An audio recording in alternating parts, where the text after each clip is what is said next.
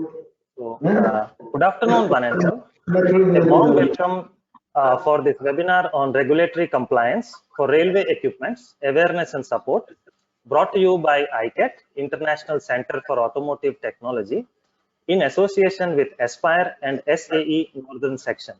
Aspire stands for Automotive Solutions Portal for Industry Research, and it is bringing out a series of webinars on various technology topics as part of Atmanirbhar Bharat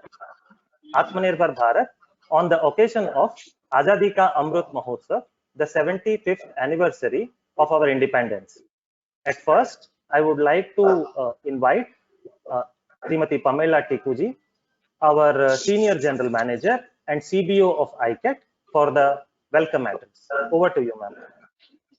Thank you so much. Good afternoon, everybody. On behalf of ICAT, I would like to extend a warm welcome to all the participants on this webinar on regulatory compliance for railway equipment.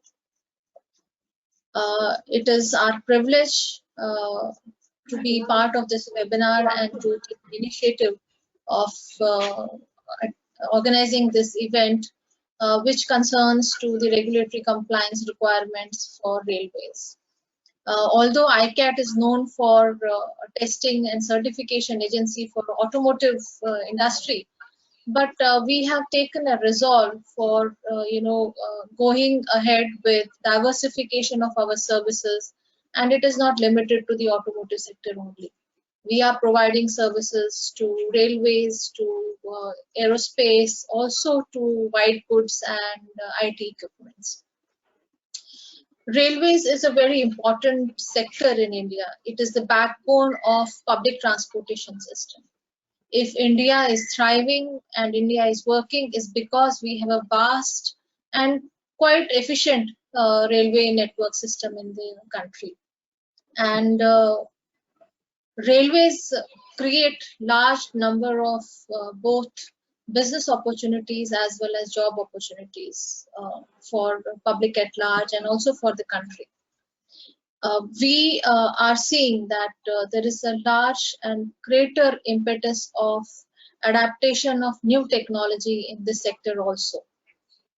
And we are seeing this with the incoming of new railway systems, kind of new railway initiatives which the government is taking, be it high-speed train or be it the new trains which have been launched recently. And we are also seeing that all the older trains also there is a new inclusion of technology systems which also relate to the efficiency of the railways and also a larger role for the safety of the both railways as well as the passengers. So we are seeing a great transformation in this sector happening and at a very fast scale.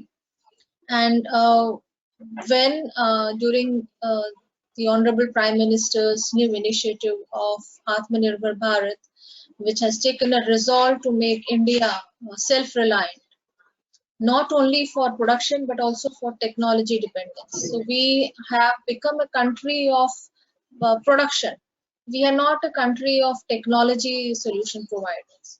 So this initiative of Atmanirbhar Bharat is a very important step towards creating a culture, creating an ecosystem where innovation can thrive, not only for automotive sector, but in all sectors, which also includes railways. And I'm sure that today's discussions during this webinar is only a very baby step towards what technological advancements can happen in railways. I am sure that as the technologies get introduced, they also bring in a responsibility of both the manufacturers or the regulators to ensure that the product which is running on road, which is serving public at large, caters to both safety aspects as well as environmental aspects. And with the advancement of and adoption of technologies, brings in a new era of regulatory compliance and regulatory regulation introduction, even in railway sector, like it is happening in automotive sector and other sectors also. I'm sure the discussions today will bring some will throw some light on what are the new challenges happening or introductions of regulations, especially with respect to electromagnetic compatibility in railway sector. With the adoption of electronics and computers on each product, be it mobile, be it automobile, it has been largely been introduced in aerospace, but also railways. It's a very important integration of electronics in the railway network, and hence the requirement of electromagnetic compatibility and compliance becomes of paramount importance. I would like to extend a very warm welcome to Sri P.K. Agarwal, who is a founder and CEO of PPS International. He is a technocrat by profession and was instrumental in developing the first end-of-train telemetry systems for Indian Railways. We welcome you, sir, and it's a pleasure that you are being guest of honor in this inaugural session. Thank you. We were also privileged to have Mr. Prashant Mishra, Executive Director, National High Speed Rail Corporation, to have joined us on this inaugural session, but unfortunately some emergency engagement has come up and he could not join us. Prashant, although being a part of National High Rails Corporation, is also my colleague and college mate, and we have graduated together. We were in the same batch, and I was hoping that it would have been a privilege to share this forum with him. Nevertheless, we will have some future opportunities for that. I would also like to thank all the speakers who are going to present amongst us today the requirements and the deliberations that will happen for the regulatory compliances for railway sector today. I would like to thank each and every participant for sparing their time and being amongst us today. I wish all the success for this webinar to the organizers of this webinar, which includes Anuraj PB under the leadership of Mr. Kalia, who are heading and championing the EMC lab and are looking after diversification of their services in various sectors. Thank you once again, and I wish a very successful webinar to all of you. Thank you.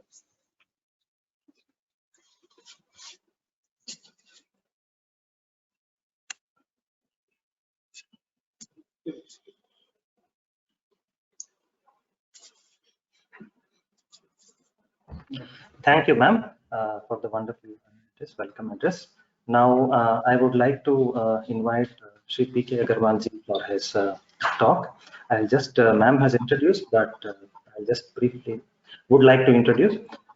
He is a mechanical engineer with a diverse experience, including management, and is the founder and CEO of PPS International, and one of the leading minds in the railway industry.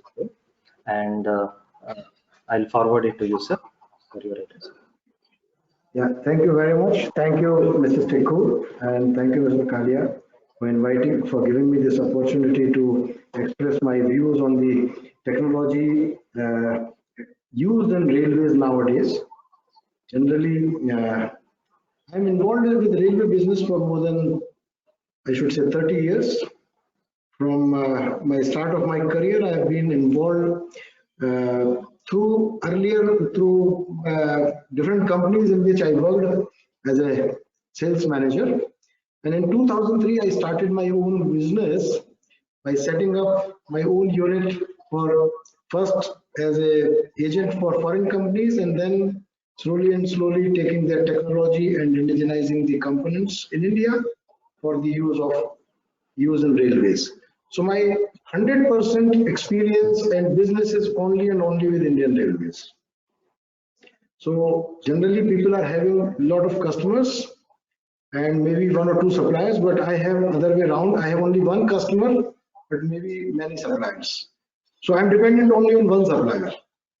So my business is only with railways, and that too only with electrical department. And within electrical also, I have a very niche market segment. We work only in the rolling stock and OHE equipments. Again, in rolling stock, we are again very selective, and we are working only for three-phase locomotive technology. So we are marketing and manufacturing some components for three-phase locomotive. Similarly, for OHE equipments, we are again doing a very specialized items for OHE equipments. From the start of our business, I had already in my mind that I would deal only with those items which are not available in the country. It means my focus was mainly to bring some new technology in the railway sector. It's a Herculean task to get any item approved from railways, or first to float your idea, and somebody should like your idea. They should motivate you to go ahead with that idea. So it takes a lot of time. So I took the risk in the start of my career in 2003 when I started PPS International. That time it was not a big company. We had very few people. So we had a lot of time to think what new technologies can come up. And that was the time when railway was also transforming quite a lot and transforming even their image to become a more and more safety organization, or like making railway as more and more safe for the passengers. So they were also open to accept a lot of new ideas, challenges, technological advancement, and that's the reason why even railways took the technology from ABB that time to bring three-phase loco technology. From EMD, they brought the technology of the diesel locomotive. For the coaches, they brought the technology from LHB. So nowadays, if we see 20 years back when railway started all these new items like three-phase locomotive or diesel locomotive like that, presently we see that railway is having totally different kind of technologically advanced organization than 20 years before. So people may not be day-to-day life, they may not be able to realize that, but as we are connected with railways for such a long period, we see the change. Okay, so government, whether it is the present government or past government, everybody has taken some steps to improve the system. And today's seminar is more or related to railway equipment and what our technologically advanced equipments are coming up and how open is railway to accept those technology. So I would concise my presentation only on the new technology equipment what we are now working on it. Although there are many items which I have introduced to the railway system, and many items are people are making it like synonyms with my name. For example, there are several items where one can easily identify if some railway people are also attached with listening to this presentation, that they must be acknowledging, like PTFE neutral section. This is the item which I introduced almost 20 years back in India, and probably this is the most successful item presently we have in Indian Railways.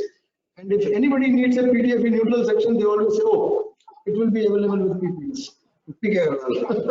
So this is like that. So similarly, over the period of last 18 years, we have grown up from only me to now 400 employees. So in 2003, I started as a single person, but now we have a team of around 400 people. We have 2 large factories in Greater Noida. And I would like to take you through a company profile very quickly, 5 minutes, and after that I will give you a little presentation on our new technologically advanced equipment which we have recently introduced into the country. And I'm thankful for ICAT because they did complete testing of our equipment which RDSO accepted without any if and buts. Okay, so let me share my screen first, and then can you see my screen? Is something visible? Just Yes, 1 second. Yes. Yeah, we can. If you can, yeah, that's fine. Just 1 second. Just 1 second.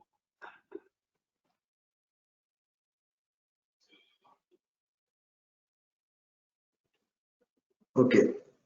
If you can enlarge it a bit. Yeah, that's Is that okay? Yeah, that's Okay. So can you see the company profile?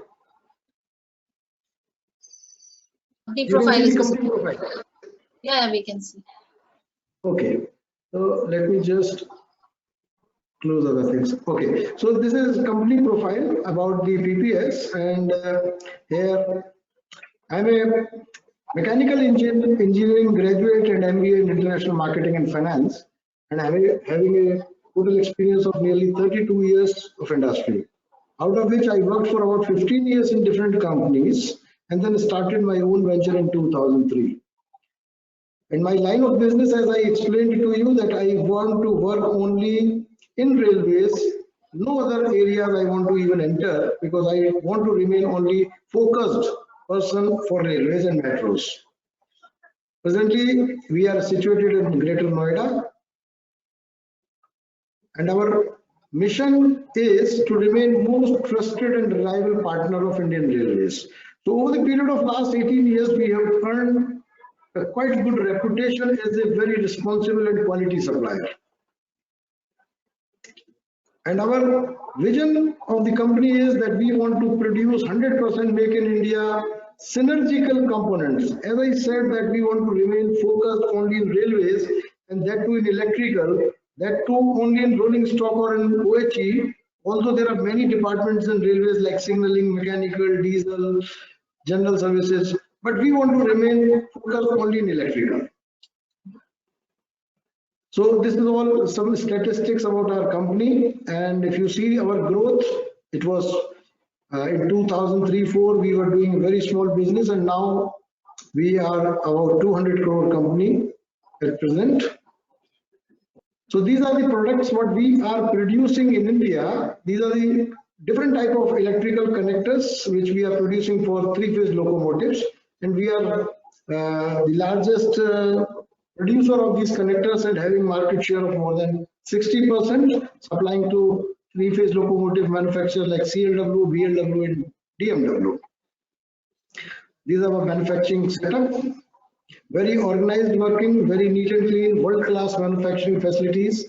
I'll just go through quickly. Then we are also one of the largest manufacturers for different type of cable harness.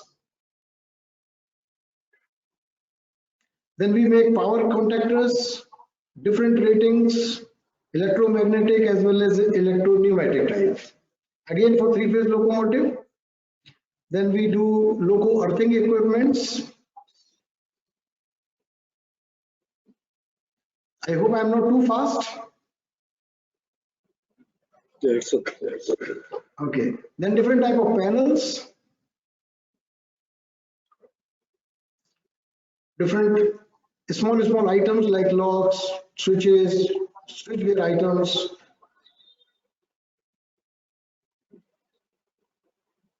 Then these are the components for the OHE, overhead traction equipments, where we do the modular cantilever system. This is the first time we have developed this item in India. Otherwise, till now, till date, this item is being imported from Europe, and most metros, they are using this modular cantilever system, but we are the first one to develop this item in India. Similarly, the rigid catenary system for the underground, again, we are the first company to produce this item in India. PTFE neutral section, which I explained you before, that this is the item which is the most successful item in India from last 20-25 years. We have been enjoying our almost like a monopoly in this equipment, but of course we are not a monopoly company, but this is our monopoly situation in India. We are the only one approved for this item for last 2 decades. Then passenger information system, whatever EMUs and metros you see, we are one of the largest supplier for this type of equipment, supplying 100% for MRVC phase 1, phase 2. We have done more than 3,000 EMU coaches equipped with our equipment. CCTV system. Then we have a large machine shop, tool room, different type of machining, CNC machining. Then we have our own assembly line to produce PCB boards.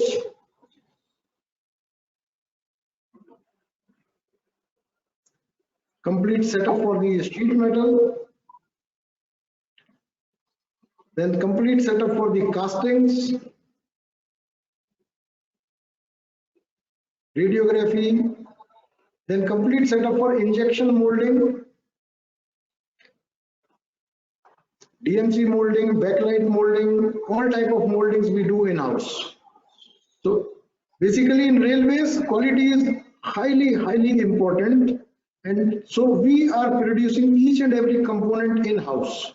We are not dependent on any of our sub-suppliers, except for 2 items, springs and hardwares. Rest of the things we make on our own. And this ensures the top quality, and we can produce it overnight. So delivery wise also, this is our complete R&D setup.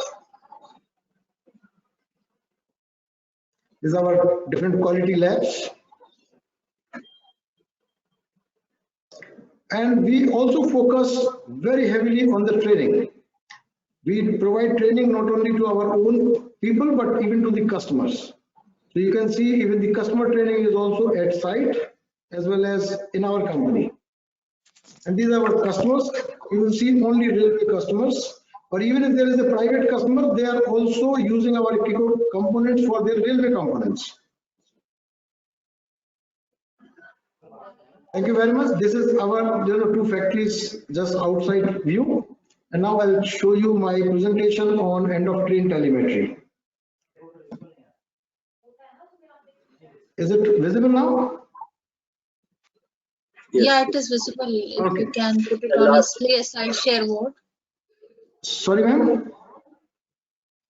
Put it on a slide share mode. Slide share. Questions का option भी आता है. I've shared the screen. आप announce कर दीजिएगा कि जितने भी questions हैं हम आपको. Is it visible? Yeah, it is visible. You can go ahead. Okay. So, end of train telemetry is a new concept which is being introduced in India very recently. Just you can imagine, maybe not even 6 months. And the function of this train telemetry is basically to remove the guard and guard van from the freight trains, and changing the function of guard to a digital equipment. Presently, the function of the guard is to keep on telling the driver that he is also coming up with the train and train has not yet parted. And in case of any emergency, he is also, time to time talking to the driver. Everybody must have, realized one thing: when the train is moving from any section, and if somebody is, sitting in the train, they see that on the side, some green color jhanda or a green light in the night. So somebody is showing to the driver and also showing to the guard. It is ensuring, he is ensuring that the full train, he has seen himself passing from his section. That means he has seen the train in one piece. Okay, so this is the function of the side, what you call that, cabin people and the guard. So we have introduced this equipment. We have introduced this equipment, brought the technology from South Africa, from IntelliTrack is our partner. So we have given this idea to railways that we can remove your guard as well as guard van, and you can save a lot of money, and operational efficiency can be improved.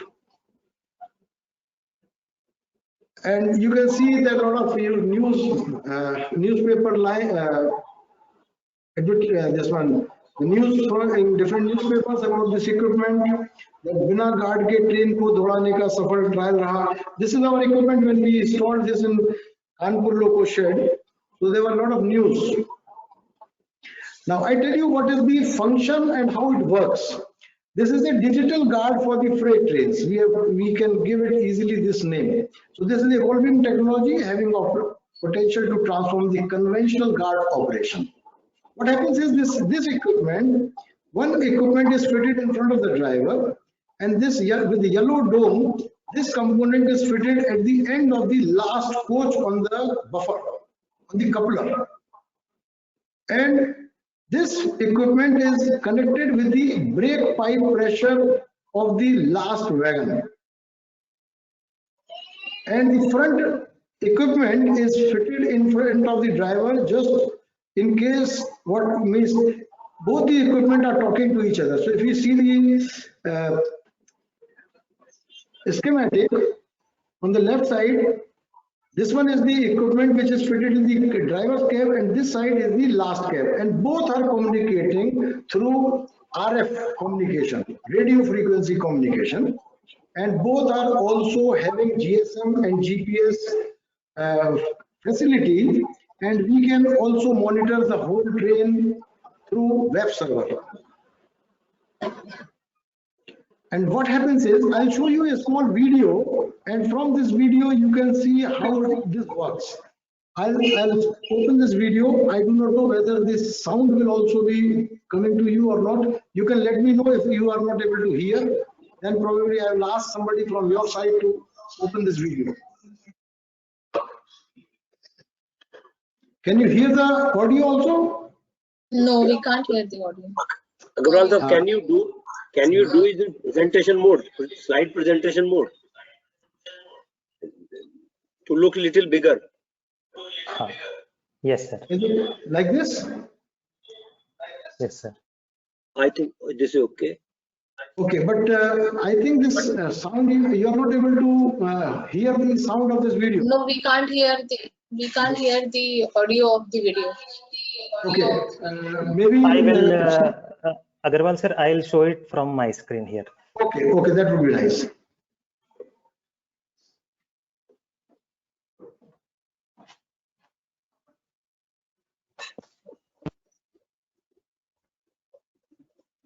Welcome to PPS International.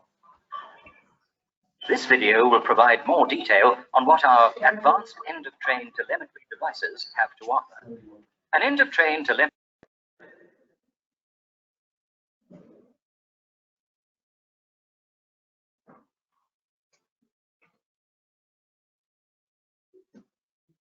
Sound is again stopped, I think. Anuraj, there is no sound.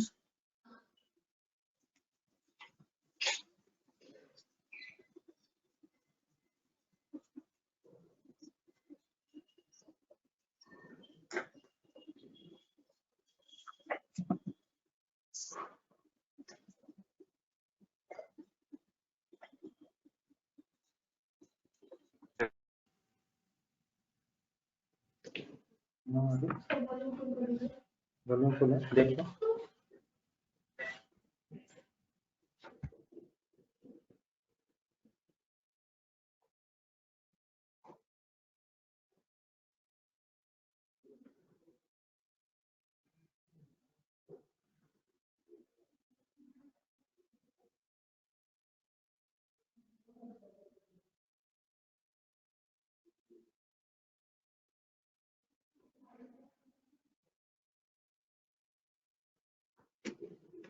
I think without sound it cannot be understood so well.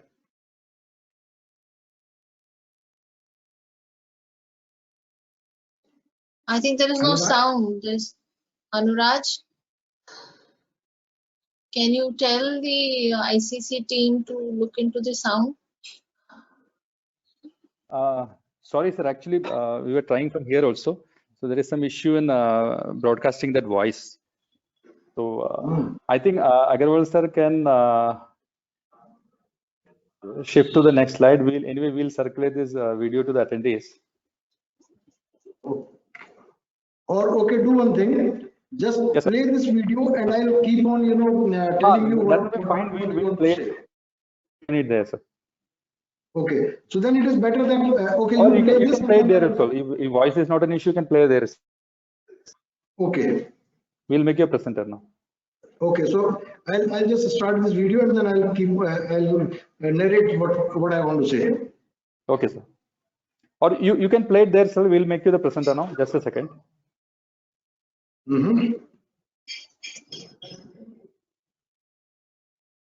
Shall I start?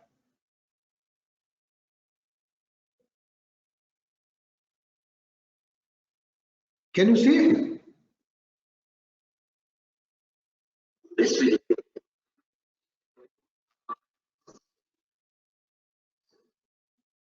Yes, sir, we can see it. Yeah. Okay, so this is the equipment which is mounted on the back of the last wagon on the buffer, on the coupler. And this is the equipment which is known as cab equipment, which is fitted in front of the driver. and the back equipment is known as the end of train telemetry, and this is the front display in front of the driver. So different models can be there depending upon the locomotive type. Now, what is the basic function of this? It keep on monitoring the brake pressure from front to the end, and the end unit will keep on telling to the driver that he is having this much pressure at the air brake. Normally, when the train is stopped, when you see the red color mark, this is the brake is always in the engaged position, which train cannot move. When the driver starts giving the pressure brake to the brake line, the these brakes will get disengaged and will start moving the train. So when there is a pressure, brakes are released and train can move easily. So when the train is moving continuously, the back side brake pressure is coming to in front of the driver. And when driver is satisfied, the brake pressure at the back is okay, he will keep on driving. Also, it will show what is the speed of the locomotive as well as what is the speed of the last wagon. So there should not be any difference.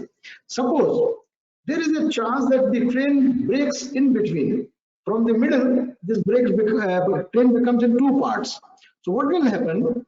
The brake pipe will also break, and it will start releasing the air from the front. But if there is no EOTT from the back side, it will continue to move, and the result would be a derailment or the accident, because the brakes are applied only from the front, not from the back.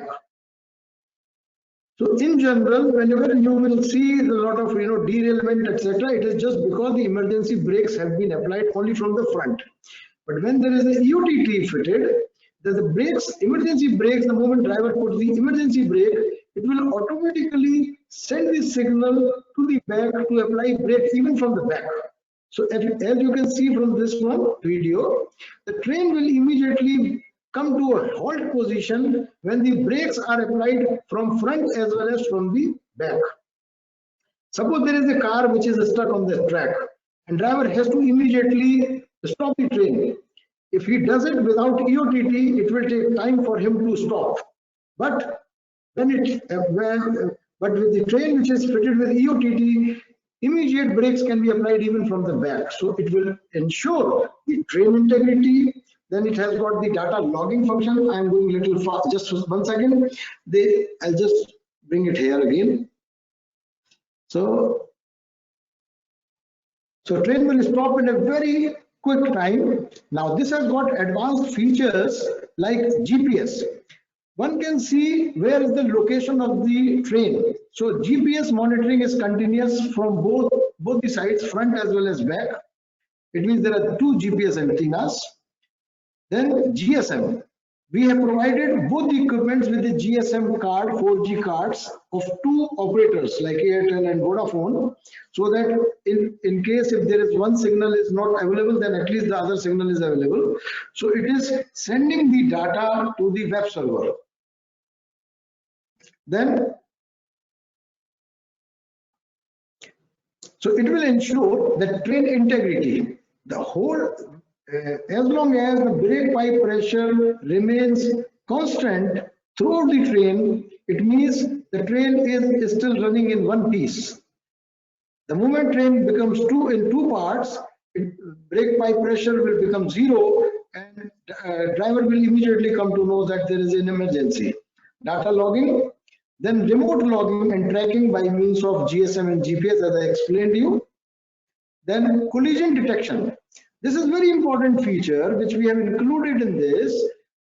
In case there is a derailment or let's say the train parting and there is some emergency, then immediately the last vehicle, the equipment, end of train and this one EOT equipment, it will broadcast the emergency message in 2.5 kilometer range.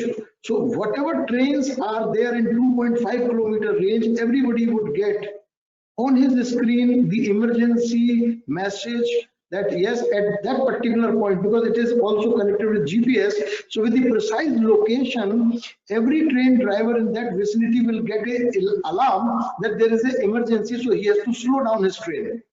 So it will also reduce the collision from the back, because if the train is parted in two parts and the front portion has already gone much ahead and leaving some part of the train on the track, then this will alert the other trains to be cautious because there is an emergency. So this GPS will calculate actual distance from that, and then collision can be avoided. So normally the train should arrive in one piece like this. So through GPS we can monitor this, and now we know the length of the train. If the start of the train, driver knows the length of the train. At the same time, they can also calculate through GPS. So if there is a difference, too much difference, it means driver has to ascertain whether the train is standing on the straight track or on the curved track. Accordingly, they can choose what is the exact length of the train. So in case if the train length increases, that means the train has parted in two parts. Okay. So this way, driver will come to know what is the distance of the last wagon. If it increases beyond, let's say 100 meters, 150 meters, immediately train error would come in front of him. Similarly, the speed, the two speed, the front speed and the back speed. When the back speed is becoming less and the front speed driver is going on, so there is a difference in the speed, immediately, automatically emergency brake would apply in both the cases.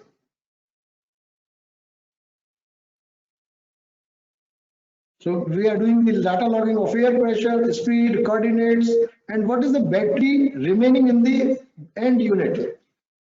One more thing which I would like to tell you, in the back unit there is no power connection. So how the battery is getting charged? This battery is getting charged from the air pressure. So there is an air generator which is mounted in the end unit, which is charging the battery continuously. If any goods train is running continuously, having this equipment for 2 days, 3 days, no problem. It will continue to work till the time it is having the brake pressure, and it will continue to charge the battery.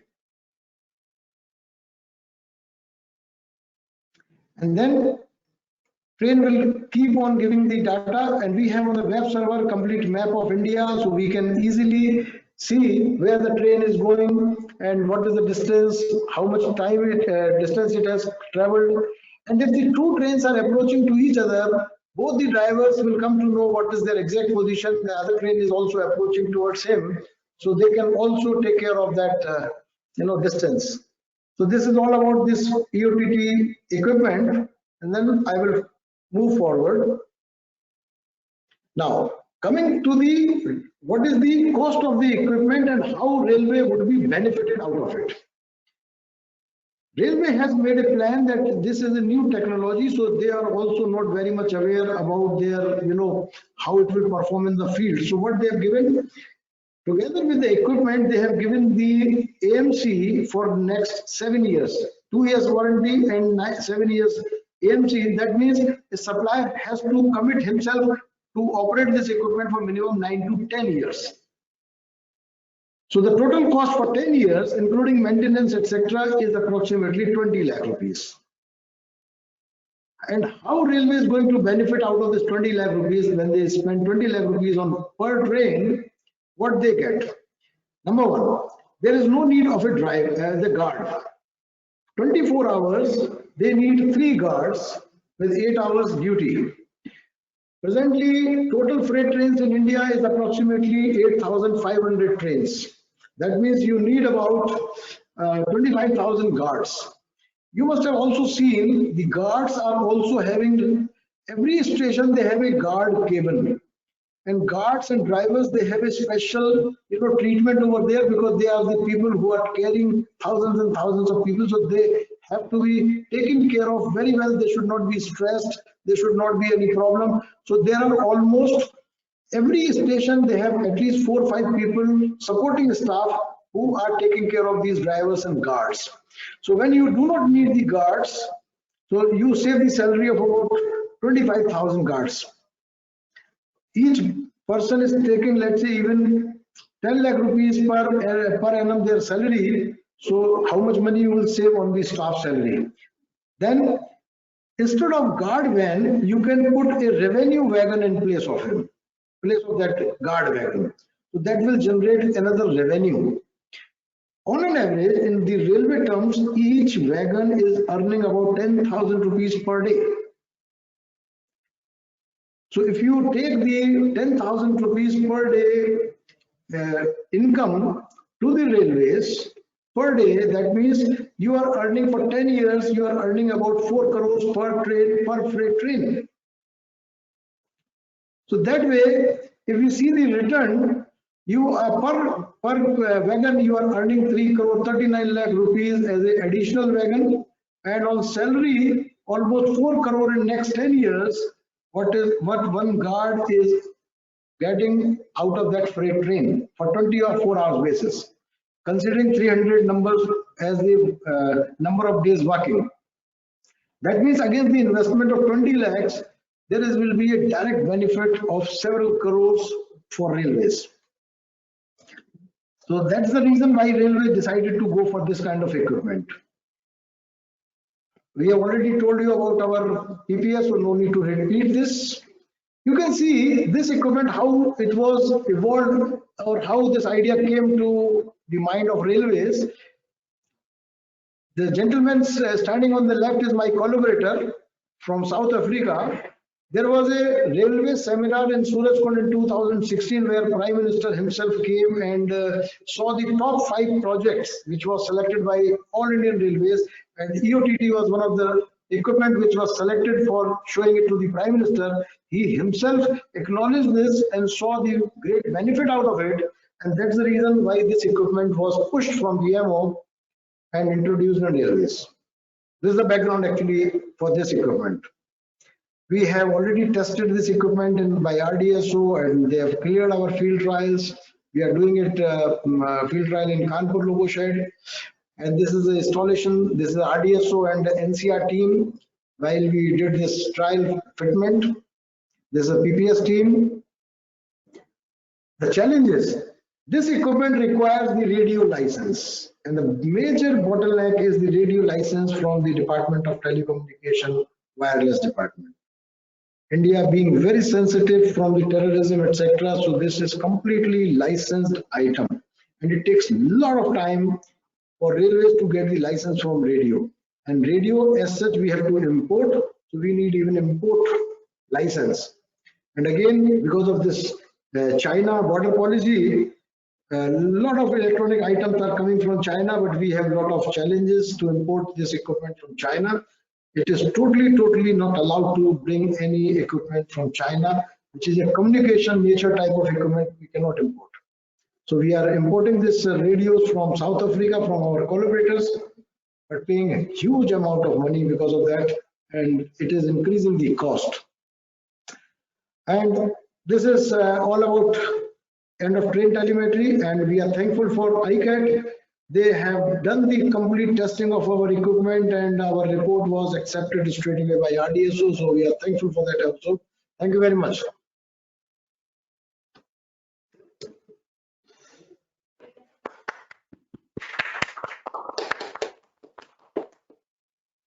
Thank you, sir. Thanks a lot, sir. Thank you very much for your captivating talk. It was a great delight to listen to the contributions made by your company, and ICAT is there to support the industry in various testing processes. Thanks again. It was really a great delight to listen to different technical as well as commercial challenges for the industry. So now moving on, I would like to invite Mr. Sonu Sudranya, who is manager in Electrical and Electronics Laboratory of ICAT. He is an expert in the field of environmental testing for various sectors, including automotive, railways, medical, and all other applications. Over to you, Sonu, sir.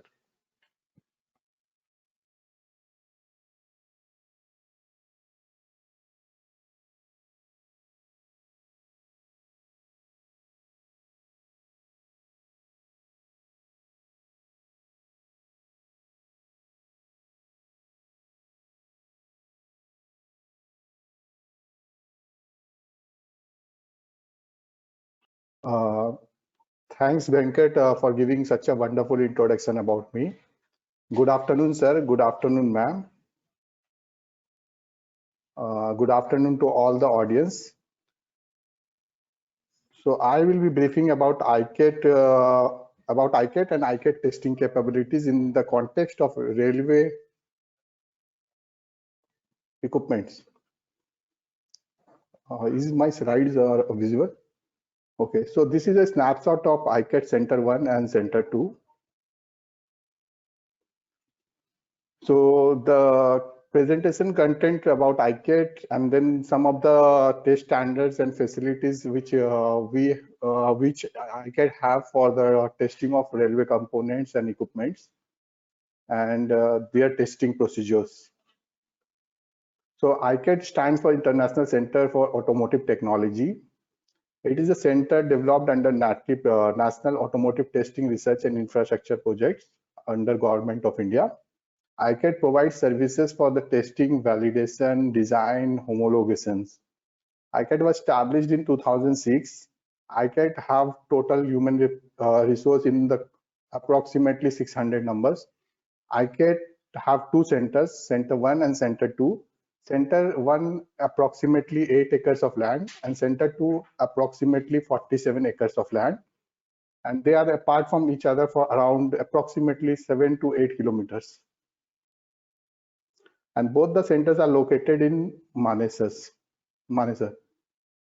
ICAT is under NATRIP and which is further under Ministry of Heavy Industries and Public Enterprises. Total investment in ICAT is approximately 1260 crore in INR. ICAT have various authorization and accreditation. ICAT is an authorized body under CMVR rule number 126 for providing type approval and COP for the automotive components and automotive vehicles.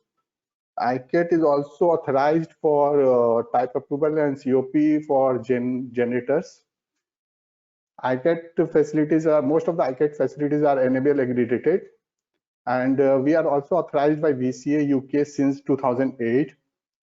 And we have some of the facilities are also BIS recognition is available with ICAT. And in terms of facility certification, we have ISO 9001, 14001, and 18000. Facility recognition is also there with ICAT from zero. We have certification for partners abroad also, like KIAPI Korea, EDIADA Spain, NRC South Africa, TUV Finland, SGS, and Bureau Veritas. We have signed several MOUs with international certification agencies like KIAPI Korea, Gulfitech, MPR International, FT Techno Company Limited, Japan. We offer services like type approval for CMVR Central Motor Vehicle Act 1989. We also provide type approval for gensets. Most of our facilities is capable of doing testing as per IS, IC, AIS, EEC, ECE, FMVS, SS, SAJ, OEM standards. We also provide services in the field of development testing, which is also called pre-certification, durability, and validation in the field of component, engine, and vehicle. Functional development and validation, performance and emission optimization, and we do testing as per customer specific requirement, which we call it as DVPV, design validation and product validation. We are a CAFE secretariat for four-wheeler. We have a BIS type testing facility for genset, UPS, and luminous. We also undertake a lot of R&D projects. In the past also, we have taken several projects and we have completed those projects. Those projects were ministry sponsored projects. So we will be highlighting a few facilities, or we will be highlighting some of the facility or some of the projects which we have done in the past for railway components or equipments. So we do testing according to IEC 61373, 60529, EN 50155. And these are the various standards according to which we have received a requirement from various railway component manufacturers in the past. And we have taken those challenges and we have done those projects. And moreover, we have an enabled accreditation for all those facilities. So this is a testing procedure for IEC 61373. So we'll take a glance of all the tests which are conducted according to IEC 61373. Basically, 61373 is divided based on the class and categories, which is depending upon the components or equipment mounting on the rolling stock. If it is mounted inside an equipment case, which is in turn mounted directly on the axle or the car body, then it comes under class B. If it is mounted directly on under the car body, then it comes under class A. And based on the class and category, the technical specifications are applicable, which will take a tour of those things in the upcoming slides. So according to IEC 61373, there are 3 tests. One is functional random vibration test. Second is simulated long life testing at increased random vibration level. Third is shock testing conditions. These are the severity levels which I was talking in the previous slide. These severity levels depend upon the class and category of the equipment which comes under testing from the manufacturers. So for class A and category 1, you can see in the tabular form their RMS values are defined. And based on these RMS values, we'll program in our machines and then we execute the project once the samples are mounted on the electrodynamic vibration shaker. Similarly, simulated long life test also, there are different severity levels and duration is also different for this class and categories. Accordingly, we do this also for the simulated long life test. And third is the mechanical shock test. So same, depending upon the class and category, the severity level are programmed in our shaker and then we execute those projects. So these are some of the snapshots of the past project which we have done according to IEC 61373. And these snapshots are generally to give an idea to the manufacturers or the equipment manufacturer of railway, so that ICAT can have a facility from doing the testing for a smaller component to the bigger component. We don't have a limitation in terms of bigger component also. We can do the testing for bigger component also. So we have done in the past samples of the weight of around approximately 800 kg. So just to give an idea to the manufacturer again, that we can do the testing of higher capacity or higher range of components or equipments, which are generally applicable in case of railway components. These are the testing procedures for IEC 60529. 60529 is the degree of protection against water and dust based on the code which are provided by the customer.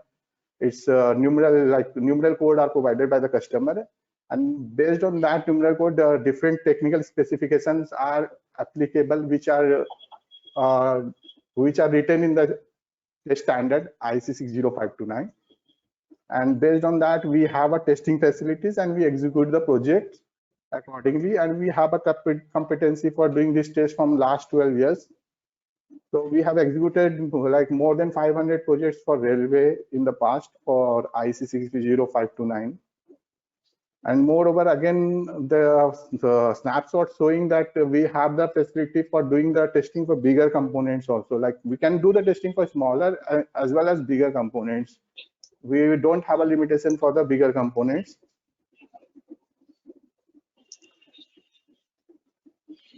Then the last standard comes we have done the testing procedure, testing as per EN 50155 in the past also, which is applicable for electronic equipment.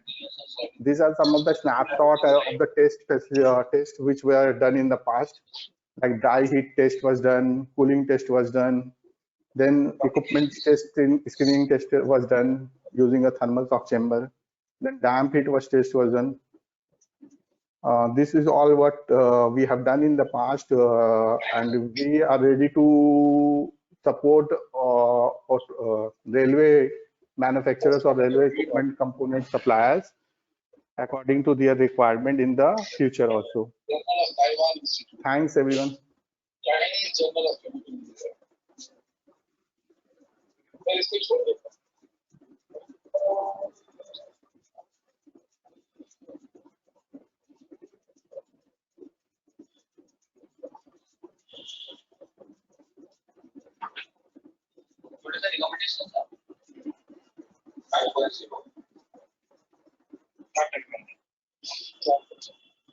Next is 7384. Shikara Bhaiya from Maharashtra College of Engineering.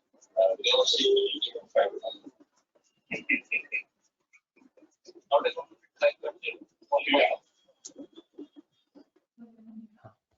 Thank you very much, Sonu sir, for your wonderful talk on environmental testing. Now I would like to invite Sri PB Anuraj sir, who is the Senior Manager and Head of our Electromagnetic Compatibility Lab at ICAT. Over to you, sir. Sir is has vast experience in project management at NATRIP, as well as in executing or leading the environmental electromagnetic compatibility lab at ICAT. Welcome. Venkat, some disturbance is coming. Venkat?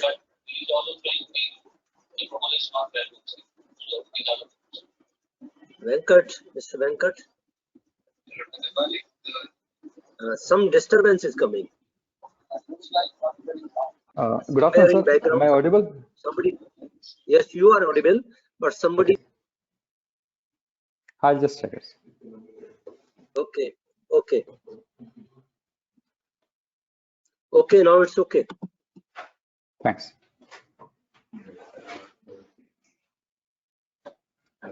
Thanks, Venkat, for your introduction. I just want to correct, I'm not the head of EMC. Head of EMC is Dr. Madhusudan Joshi, who is leading us.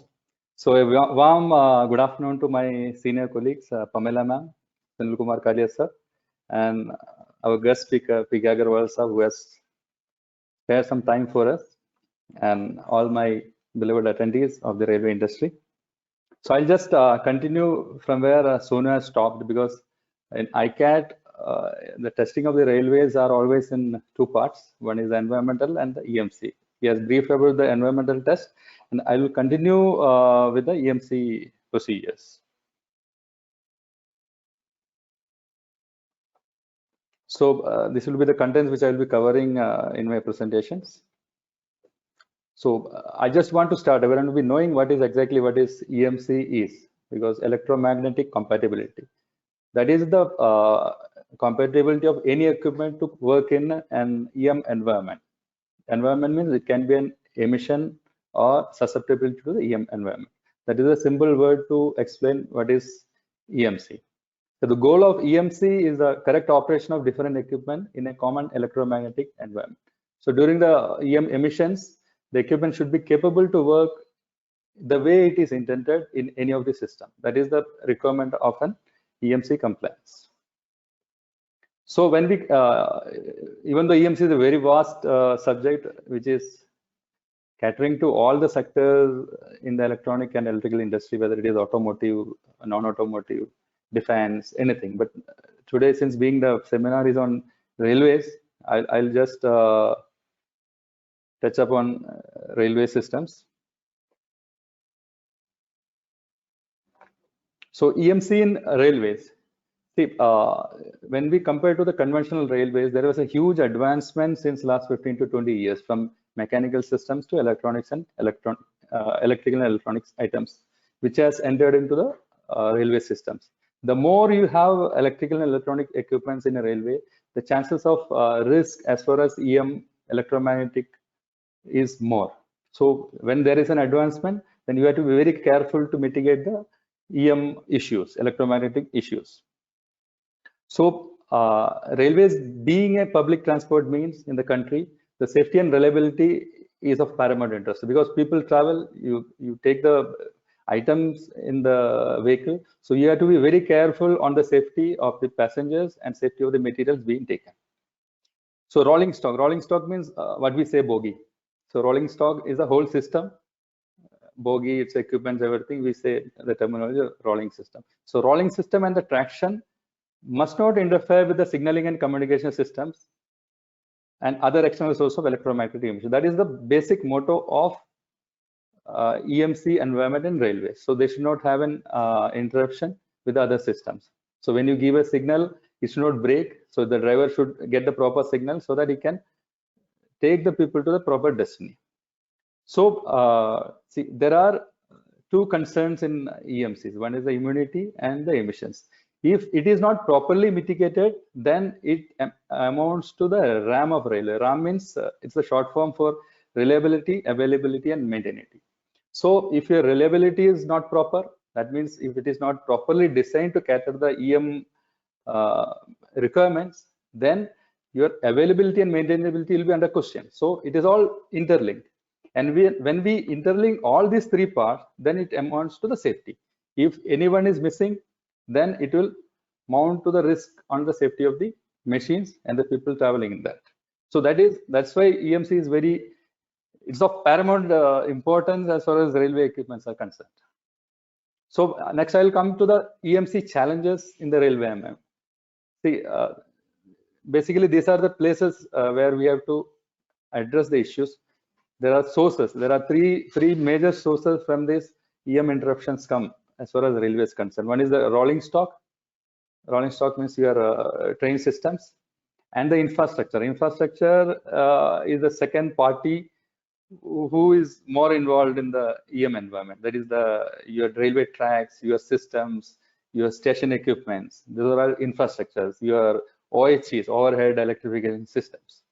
So the third one is emissions from the neighboring devices. Neighboring devices can be your mobile towers, your mobile phones, your handheld devices, which is being taken near to the railway environment.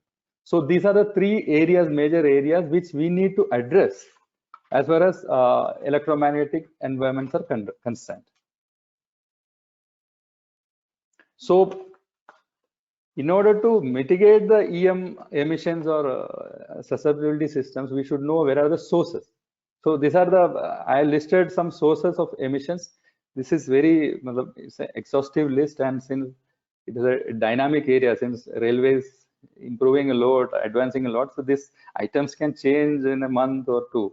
It keeps on changing. It's a dynamic list, but just for a presentation, I have listed out some of the equipments which are very prominent in the as far as the source of emissions is concerned. Say in the rolling stock, we have harmonics from AC converters, arcing due to current collision, pantograph bounds. The pantograph means over the OHE, you might have seen when the train is traveling, it touches with the OHE, and there is a contact resistance in between that. So there is a pantograph bounds, and there is a broadband interference from the commutators and motors, which is already mounted in the train system. And other thing is the power electronics of the rolling stock. Power electronic means it's wiper motors, your ACs which is installed in the cabins, your Wi-Fi systems, because nowadays the high-end trains comes with the inbuilt Wi-Fi systems, and your handheld devices. You come with the drivers, and the maintenance staff come with the walkie-talkies, and the infotainment system. Infotainment systems is there your speakers, your announcement system. Those are all having an interference as far as electromagnetic compliance is concerned. And next, the sources comes the infrastructure. Infrastructure means signaling equipments, communication equipment, which are already kept in the station areas, not within the vehicle. These are on the station areas, telemetry systems, etc. And the external sources, as I told earlier, it is the mobile base stations, which are in very close proximity. Means it is not concerned to all mobile stations, but which is on the proximity to the railway tracks, broadcast services, FM radios, and all industrial equipments, etc. So now I'll come to, now we know the sources. So the next step in any EMC test is, you know the source, you know the requirements. So you need to have a Bible for that. So for EMC, the Bible is EM 50121. So this lays down the mandatory requirements of railway applications. So it has got 5 parts. Basically, it is catering to 5 subsystems of railways. And this series of standards is one of the main tools available for addressing the essential requirements. We say the ER, essential requirements of the EMC directive. This is basically an European standard. And similar to this, we have IEC standards also, which is 61,000 series. But normally we test as per EM 50121. Basically, it's a customer-based standards. What they say, we'll test as per that standard. And these are the parts of EN 50121. The part 1, basically, it defines, it gives an introduction, and basic definitions are given in part 1. And part 2 is concerned with the interference between the railway systems and outside. Basically, this part 2 is concerned with the OATS, we say open area test systems. These are not basically the chambers test, but this is for the complete rolling stock system running on the track. The emissions are tested on the track. We say it as open area test systems. And part 3 covers the train and complete vehicle. Basically, these are chamber tests. And 3.2 covers the train-borne apparatus. So 3.3-1 is emissions, 3-2 is emissions and immunity as well. And the part 4 covers the signaling and telecommunication apparatus. Part 5 covers the fixed power supply apparatus, for example, traction substation. So whatever your equipment which falls under each category, we'll be able to test it as per the respective standards. So every standard should have a scope because what it is meant for. So EN 50121, it is meant to mitigate the effect on the environment and the surrounding railway, and the effect on the communication signaling equipments, and capacity of the installed equipment to remain unaffected by the worst case environment. As I said earlier, the equipment should work properly as it is intended to work in any subsystems or systems. So that is the scope of the standards. And the detailing of the EMC, what are the tests we basically do or as per the standards. There are 2 categories, I said, emissions and immunity. Emission means the EM radiations which is emitted by any component or the system. So it should have a limit line. It should not go beyond the limit lines prescribed in the standards. That's what we say it as emissions. Immunity, or another term which we use, is susceptibility. So they should have an immunity to resist the emissions which is coming from the surrounding. So just like a human body, we should not emit bad things to the world, and we should be immune to bad things which is coming from our surroundings. The machines are working on a similar way of our human body. So emissions, we have radiated emissions and conducted emissions. Basically, these are the tests which we conduct for the emission systems. Radiated means which is through the air. The entry and exit of emissions is through air. In the conducted emission, the entry and exit is through the wires or the power lines. So in the immunity, we have 5 or 6 categories: radiated immunity, conducted immunity, ESD is electrostatic discharges. We have surge testers, electrical fast transient burst, voltage dip, and magnetic immunity. Basically, these are the category of tests which we'll do as per the standards. So people sitting in the webinar who is the expert in the railway industry, they come with their equipments and they'll ask to get this test from us, and we'll do it. So my friend Sonu has already briefed about ICAT organization, so I'll just skip these 2 slides. I'll just straight away come to the ICAT capabilities as far as EMC lab is concerned. So ICAT is an NABL accredited ISO 17025 test lab under the Ministry of Heavy Industries, and we are located at ICAT Manesar. And it houses the country's one of the biggest ALSC, absorber line shield and enclosure chamber, sizing 30 meter by 20 meter into 10 meters. It is one of the biggest in the country, which we can cater up to a 12 meter device inside of a chamber. And the frequency ranges, I think 10 kilohertz to 18 gigahertz we can test in our lab. And we can cater to complete range of laboratory EMC pre-compliance tests, which I mean any test which we need to conduct within a chamber or within a lab. ICAT is capable to any test of the railway equipments. We can do it here, from the smallest components of the railway equipment to cabin roof top ACs, which normally we fix on the rolling stocks. So this is one of the catch line of our webinar: awareness and support. Awareness, we are given, Sonu has given much more awareness on the standards. So I'll just give a single slide how ICAT can support on this to the railway industry, especially during the pandemic conditions. So our test areas, ICAT test areas, are managed under strict COVID protocol, and we have got the fully vaccinated test engineers. So customers or our suppliers need not have to worry in sending their engineers or sending their sample to the lab. And we have every customer has some time limits, and time is money. And in the pace technology advancement, everything has to be done on time.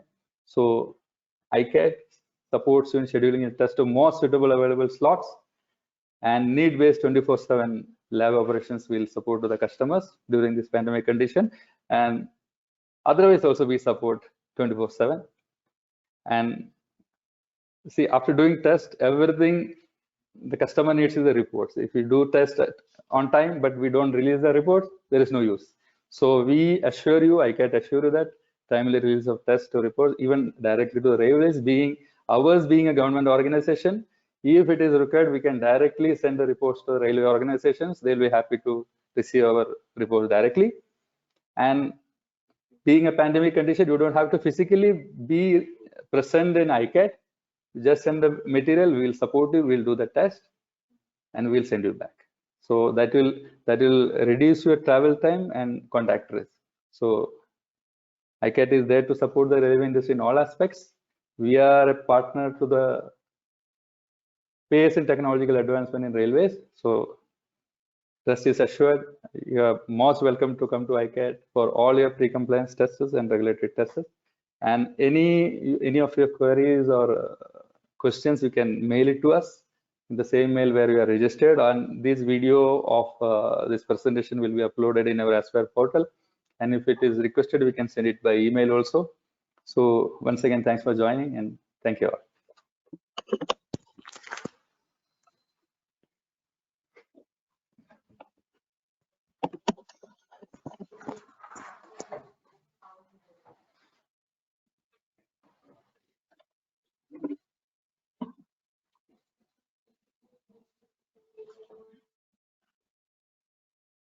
Thank you, Anurag sir, for your excellent enlightening talk on EMC testing for railways, and as well as the COVID protocol, through which we are supporting the industry. And now I would like to invite Shri S.K. Kalia, who is Chief Business Officer of Center 2 of ICAT, for vote of thanks. Over to you, Kalia sir. I'm audible? Yes, sir. Yeah, okay. Good evening, everyone. It was wonderful having eminent dignitary as Mr. Agarwal, who is very well known in railway fraternity. So thank you very much for coming here. As mentioned by our speaker, Mr. Agarwal, that past government or this government all have been doing bit of their share for advancement of railway. However, for last few years, we have been listening and seeing Indian government thrust on Atmanirbhar Bharat in all this segment of manufacturing and service sector. Accordingly, Indian Railway is also on the path of consistent technological advancement. To cope up with this pace, all the stakeholders have to be technologically ready and well informed.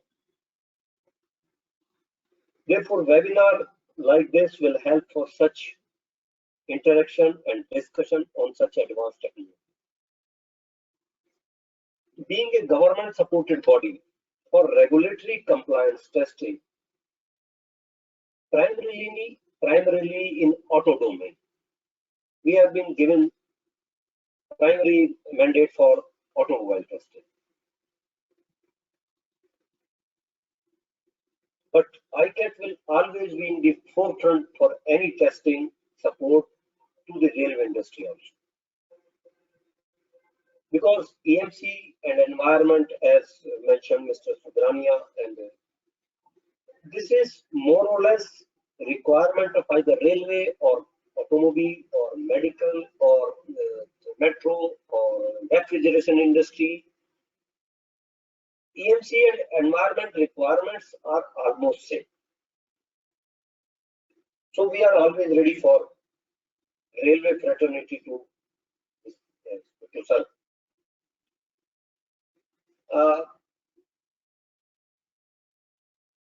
being a government supported body for regulatory compliance testing in auto domain, ICAT is always ready for this thing. But here I would like to mention one important aspect, that despite government supported body, ICAT's approach to handle business is perfectly like a good private sector OEM. I am happy to share slogan of at least EMC Lab, which is I am looking after. Team EMC at the rate of 24/9, testing beyond time limits. It is their slogan. And I have been motivating them, and they are following it up with sincere approach. 24/7, everybody might have listened, but 24/9 at this moment, it is not appropriate to discuss this. But 24/9 mean we will support our customer beyond our testing limits, testing time limits. So this is just a crux of that. We are professional body, and we will cooperate with railways and other sectors also on this aspect.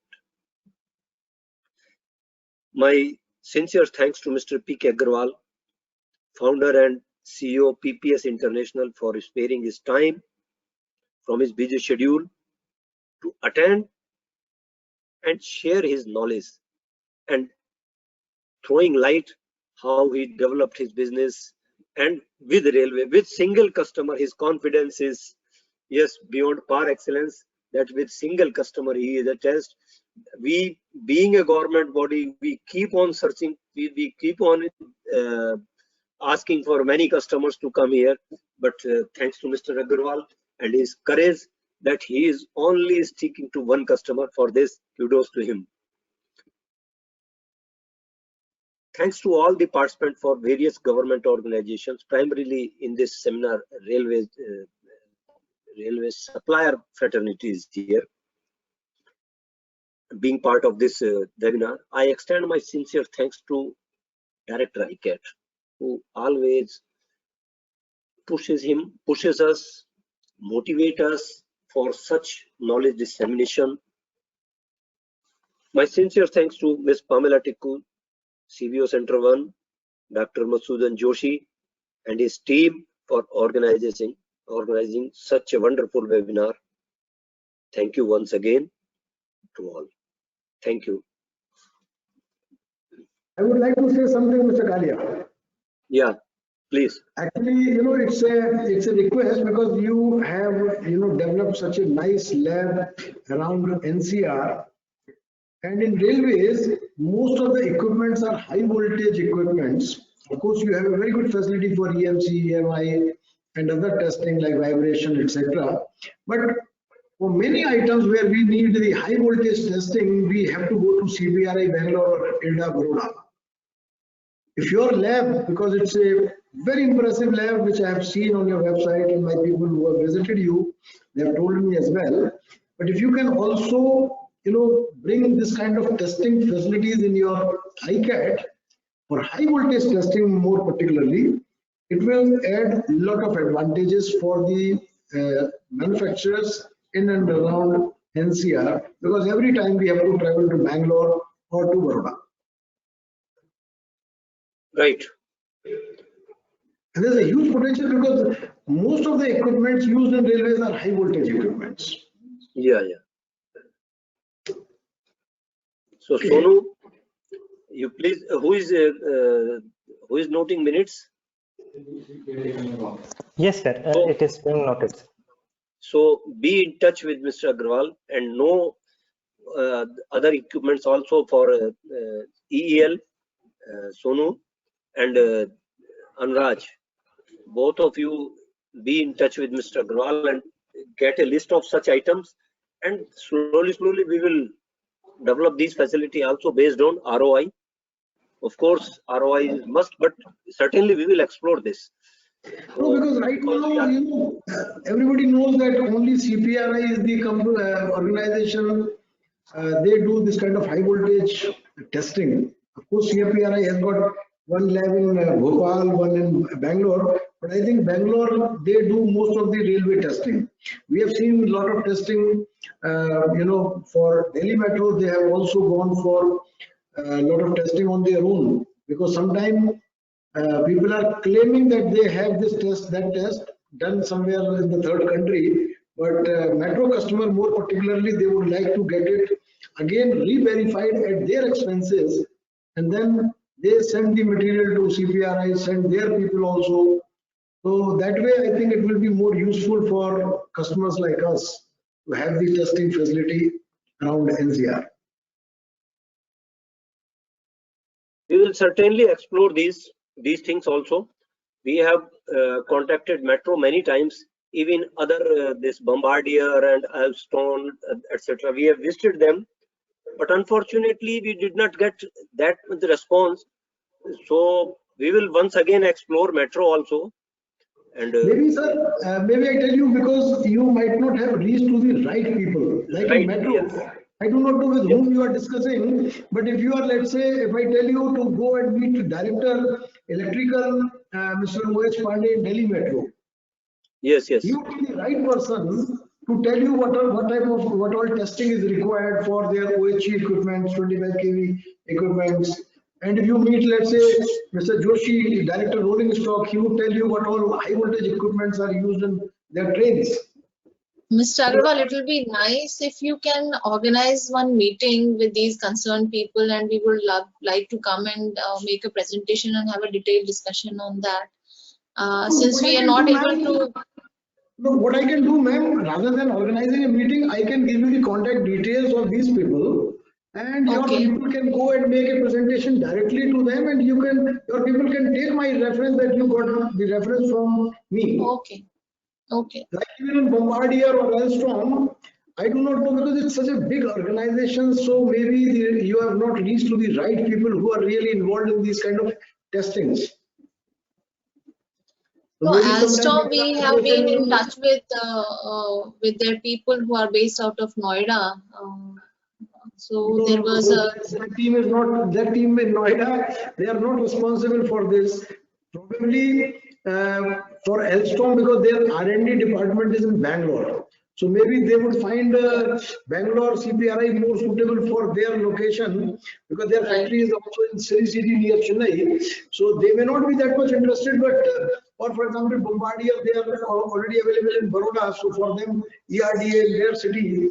No, but for other jobs, for Alstom, we are doing a lot of fatigue testing, for durability testing. We are doing, our other lab is doing a lot of work on the fatigue testing of their components and systems. And they had approached us through Delhi office itself. So if you can share the contact person from Bangalore, we can get in touch with them and we can establish a contact through yeah, sure. Because Alstom, particularly Noida, to my knowledge, the team sitting in Noida is not probably responsible for rolling stock. They may be for the the